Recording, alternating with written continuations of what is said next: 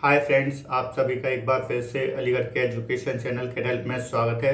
मैं हूं यतीन्द्र और आपके लिए लाया हूं एक और नई वीडियो। तो आज है हमारी 3ds मैथ्स की क्लास नंबर सेकंड और टॉपिक है हमारा 3ds मैथ्स यूज़र इंटरफेस। तो इस वीडियो को स्किप किए बिना पूरा देखना। तो चलिए वीडियो शुरू करते हैं।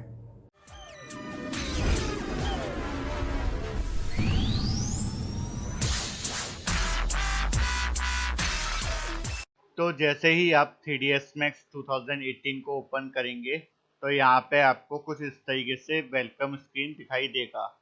तो यहाँ से मैं इसको क्लोज कर देता हूँ।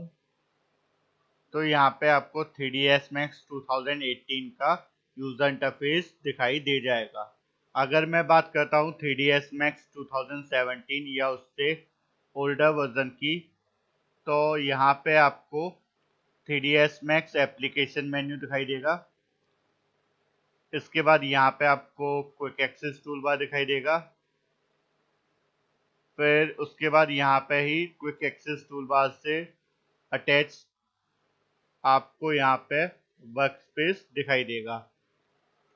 तो चलिए मैं आपको खोल के दिखा देता हूँ कि 3ds मैक्स 2017 या उससे लोअर वर्जन का यूज़र इंटरफेस कैसा है। जो मेरे पास है वो है 3ds मैक्स 2016 का यूज़र इंटरफेस का स्क्रीनशॉट। तो यहाँ से मैं इसको ओपन करके दिखा देता हूँ। तो ये है आपका 3ds मैक्स 2016 का यूज़र इंटरफेस। जहाँ पे आपको इधर मिलेगा टॉप लेफ्ट कॉर्नर में 3ds मैक्स एप्लीकेशन मेन्यू। यहाँ पे आपको मिलेगा क्विक एक्सेस टूल बार, जिसमें आपका new, open, save, undo, Redu. फिर यहाँ पे आपको मिलेगा वर्क स्पेस। फिर देन यहाँ पे आएगा आपका टाइटल बार। फिर अगर आप इसको जैसे ही ओपन करेंगे 3ds मैक्स 2016 के वर्जन को, तो इसमें आपको new, open, save, save as का ऑप्शन मिलेगा। तो यहाँ से मैं इसको मिनिमाइज कर देता हूँ। तो अब मैं आपको 3ds मैक्स 2018 के यूज़र इंटरफेस के बारे में समझा देता हूँ। ये है आपका टाइटल बार। इसके बाद नीचे चलते हैं, ये है आपका मेन्यू बार। अगर हम फाइल पे क्लिक करते हैं तो यहाँ पे आपको new, reset, open, open recent, view image file, save, save as, save copy as, फिर आता है आपका आर्चिव। देन नेक्स्ट आता है आपका इंपोर्ट एक्सपोर्ट, जो कि आपका प्रोजेक्ट में बहुत यूज होने वाला है। इसके बाद सेंड टू माया वगैरह इसमें आपको मिल जाएंगे। इसके बाद ये आता है आपका रिबन बार या मेन टूल बार। इसके बाद अगर हम ऊपर चलते हैं, यहाँ पे आपको वर्क स्पेस का ऑप्शन मिल जाएगा। अगर हम इस पर क्लिक करते हैं तो यहाँ पे default, alt, menu and tool bar पे अगर मैं क्लिक करता हूँ तो यहाँ से आपका जो यूज़र इंटरफेस है वो आपका चेंज हो जाएगा। तो इसमें मैं कोई चेंजेस नहीं करता हूँ, मैं इसको वापस डिफ़ॉल्ट रख देता हूँ। फिर अगर हम नीचे चलते हैं तो ये है आपका व्यू पोर्ट, जिसमें टॉप, फ्रंट, लेफ्ट, पर्सपेक्टिव। इसके बाद ये है आपका व्यू क्यूब। इससे आप यहाँ से चेंज कर सकते हो अपने व्यू को। जैसे मैंने यहाँ पे फ्रंट कर दिया, टॉप व्यू कर दिया। फिर देन इसके बाद ये आता है आपका control the camera and view port display. इसके बाद ये आता है आपका सीन एक्सप्लोरर। देन इसके बाद ये आता है आपका व्यू पोर्ट लेआउट टैब। इसमें आप क्या कर सकते हो, यहाँ से आप अपने व्यू पोर्ट का पैटर्न चेंज कर सकते हो। जैसे अभी ये है क्वाड 4, अगर मैं इस एरो पे क्लिक करता हूँ तो यहाँ पे आपको और पैटर्न मिल जाएंगे। जैसे मैंने इस पर क्लिक करा तो अब ये आपका टॉप, फ्रंट और लेफ्ट व्यू रह जाएगा व्यू पोर्ट में। तो यहाँ से मैं इसको वापस कर देता हूँ क्वाड 4 में।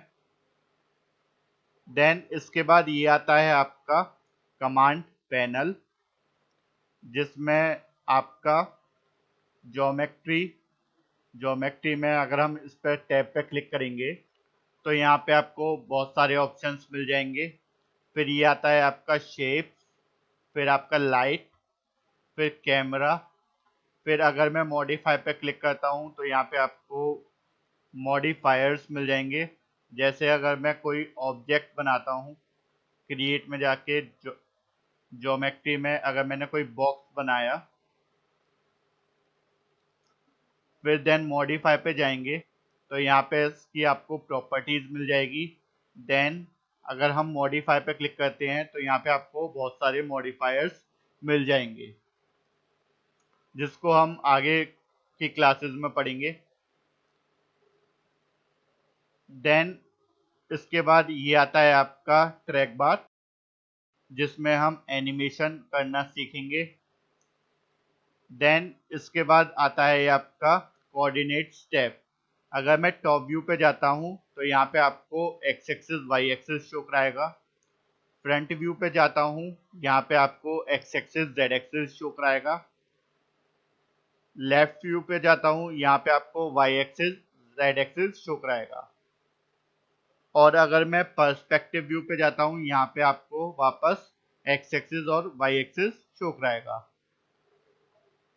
इसके बाद ये आता है आपका टाइम एंड नेविगेशन।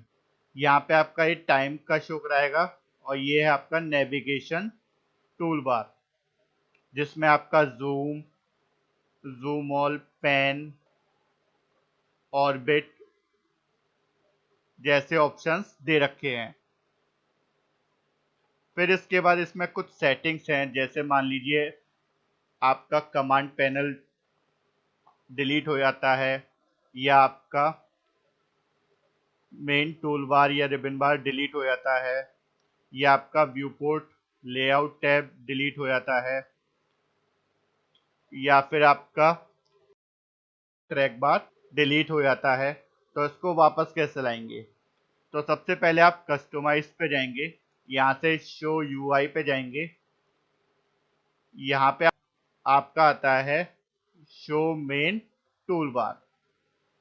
इस पे जैसे ही हम क्लिक करेंगे, यहाँ से आपका हाइड हो जाएगा और वापस जाएंगे customise, show UI, show main tool bar. इसकी जो शॉर्टकट की है वो है Alt+6। जैसे इस पे क्लिक करेंगे, यहाँ से ये आपका वापस आ जाएगा रिबन बार। फिर मुझे वापस कमांड पैनल लाना है, तो कस्टमाइज पे जाएंगे, show UI, show command panel. यहाँ से ये आपका कमांड पैनल वापस आ जाएगा। फिर ये है आपका ट्रैक बार, तो कस्टमाइज पे जाएंगे, शो यूआई, यहाँ से आपका ट्रैक बार दे रखा है। Clear friends? तो ये था आपका 3ds Max 2018 का यूजर इंटरफेस और इसमें थी कुछ सेटिंग्स। आई होप आपको ये वीडियो पसंद आई होगी, तो इस वीडियो को बोले बिना लाइक कीजिए और अगर आप चैनल पर नए हो तो सब्सक्राइब कीजिए, साथ ही दोस्तों के साथ शेयर कीजिए। तो मिलते हैं नेक्स्ट वीडियो में, जब तक के लिए बाय बाय।